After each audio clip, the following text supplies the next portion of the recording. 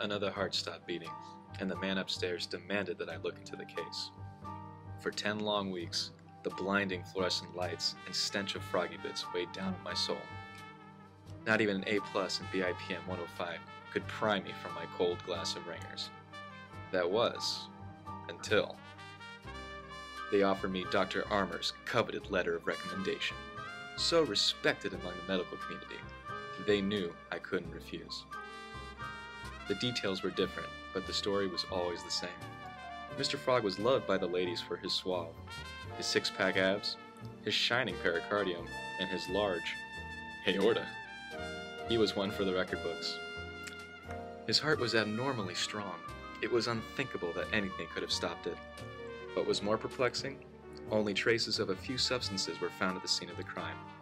They pointed me to 3 substances: potassium, caffeine, and isoproterenol. I brought them in for questioning. It was time to get some answers and dive into this matter of the heart. Yes, come in. You wanted to see me, Detective? Yes, Potassium. Do you know this amphibian? Why, of course I do. That's my husband, Mr. Frog. Is something wrong? I'm afraid I have some bad news. He's been murdered. Murdered? Oh! Oh, my poor Mr. Frog. Do you know what happened, Detective? His heart stopped, and we found potassium in his system. Well, surely you don't think I could have had anything to do with this, do you? Well, can you explain it? Of course I can, Detective. All the information is here in front of you. Didn't you see already? Once the cardiac cells depolarize, they need the efflux of potassium in order to repolarize. Otherwise, the sodium channels would remain stuck in their inactive position and be unable to open again. So a second action potential would never be generated without potassium. So what you're saying is potassium is needed to keep the heart beating. That's exactly what I'm saying. But apparently it wasn't enough to keep my poor husband, Mr. Frog, alive. There. Everything will be all right. I promise.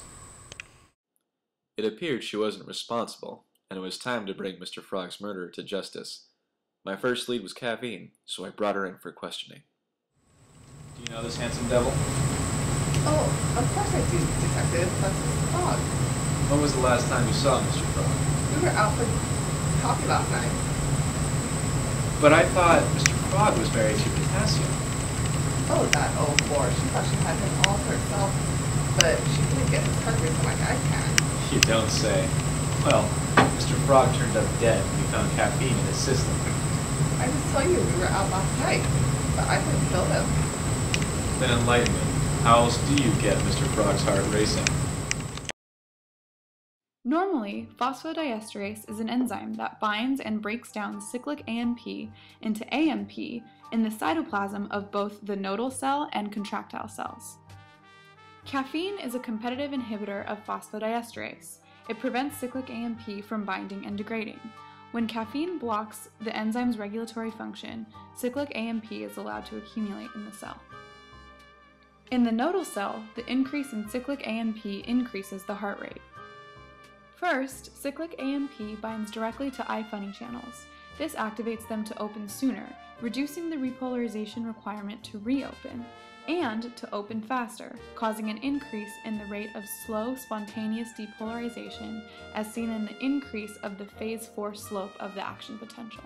Second, cyclic AMP activates protein kinase A, or pKa, which phosphorylates and activates L-type calcium channels to open sooner and quicker, thus depolarizing the cell sooner and reducing the threshold potential requirement.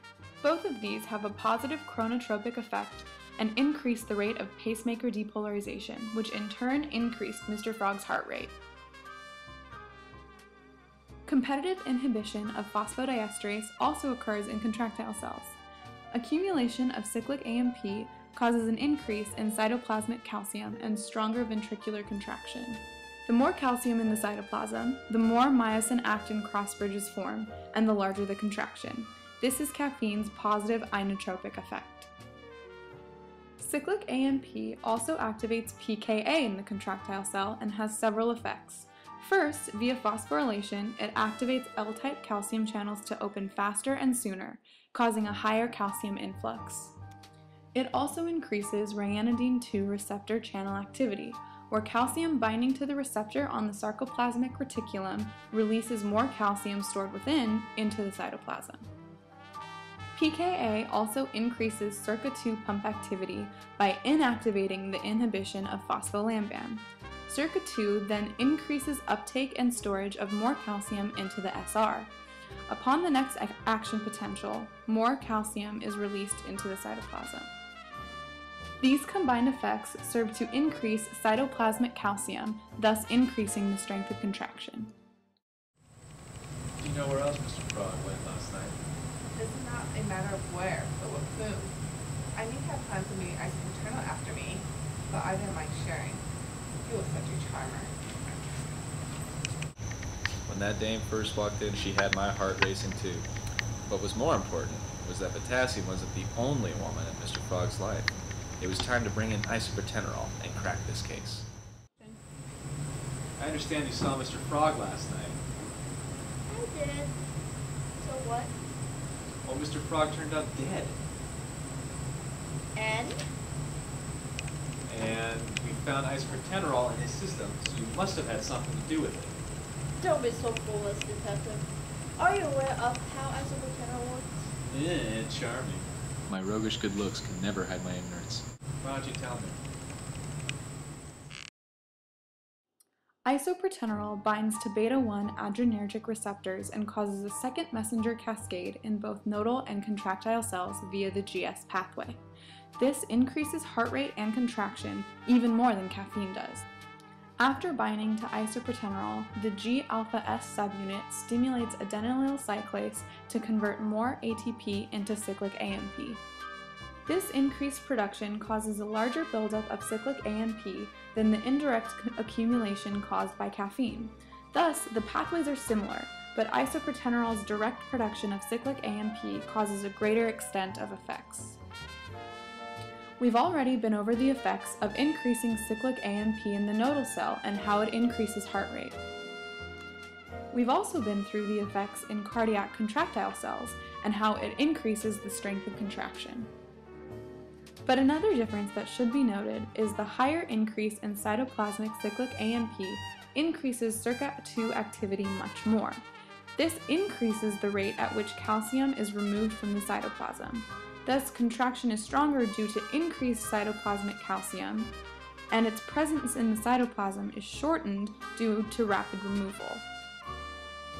This stronger and shorter contraction helps to keep up with the increased heart rate and increased venous blood input into the heart. So wouldn't that mean his heart rate would increase and his heart contract stronger? Exactly, detective. I prescribed him something he never forgets. But that doesn't mean I killed him. In fact, I'm used to treat all tigers that have been under attack. What do you mean by that? I mean, Mr. Frog started seeing me after he started, having heart problems. It was the stress that pushed him into my arms. She never quit nagging. And he never stopped complaining about her. She? Do you mean Caffeine? No, detective, I mean his wife, Potassium. You should ask them about their AFib relationship. But detective, why am I back here? I already told you I didn't kill my husband. Do caffeine and isoproterenol mean anything to you? Oh, them? So you do know them. I do. My husband started seeing them a while back. Those stimulants tempted him so, and they threatened our relationship. But we moved past it. Did you know that Mr. Frog was still seeing them? He assured me it was over, but I had my suspicions. Well, he must have been jealous. Of course I was. Anyone would have been. Surely you can understand that. I do understand. But don't call me Shirley. Your alibi sounded convincing, and your grief genuine. But after interrogating a few suspects and examining the evidence, I noticed an abnormally high concentration of potassium in his system. I don't know what you're talking about. Didn't it bother you, Potassium, when your husband would come home late at night smelling like coffee served in a pill bottle? He was supposed to be your Prince Charming, but he was nothing but a dirty, cheating frog. I thought I couldn't live without my husband, but he literally couldn't live without me. But he didn't see that. He took you for granted. That's right, Detective. He broke my heart, so I stopped his. And you thought it wouldn't leave a trace. It was the perfect crime. Introducing a high concentration of extracellular potassium destroys the naturally occurring ion gradient in both nodal and contractile cells. Thus, after initial depolarization, repolarization via potassium efflux cannot occur. The membrane remains depolarized, so voltage-gated sodium channels in contractile cells and I-funny channels in nodal cells cannot reset for the next heartbeat. To wrap up this case once and for all, I consulted an electrocardiogram technician to show me what Mr. Frog's heart would look like when he interacted with these ladies.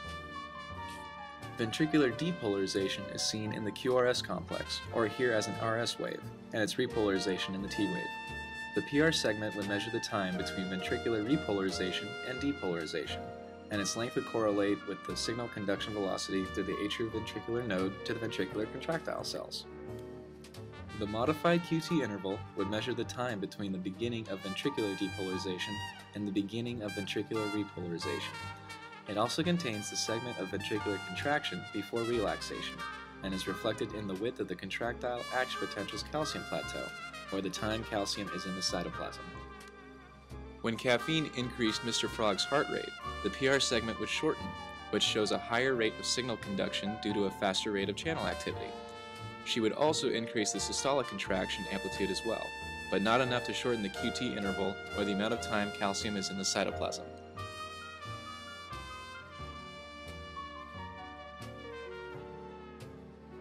Isoproterenol would shorten the PR segment because it also increases the heart rate and signal conduction velocity. With the increased circuit 2 activity, as isoproterenol mentioned, it would increase the amount of calcium in the cytoplasm, increasing systolic contraction amplitude. Circuit 2's rapid removal of calcium would also reduce the duration of contraction, which reduces the QT interval. I couldn't arrest Caffeine for her infidelity, because Caffeine's coffee date had enough grounds for her innocence, and Mr. Frog's heart would still be able to keep up with isoproterenol's irresistible seduction. But with potassium's fatal concentration stopping Mr. Frog's heart, no heart rate, SCA, PR segment, or QT interval would be visualized. I had heard enough. The evidence added up, and it was time to bring Mr. Frog's murderer to justice. So what's next, Detective? Potassium, you're under cardiac arrest for the murder of Mr. Frog. Isn't it ironic? It's always the innocent-looking ones you have to watch out for. It turned out jealousy was the cruelest mistress of them all. Another case closed. With Dr. Armour's letter in hand, nothing would stop me from getting into the medical school of my choosing. The job was good, paid well, but I wanted to become a doctor and solve real medical mysteries. Reunited at last with my glass of cold hard ringers, I could finally sit back and... Detective! Detective! There's been another murder! Don't worry. I'm on the case. The heart may stop beating, but the work never ends. But that's the way I like it.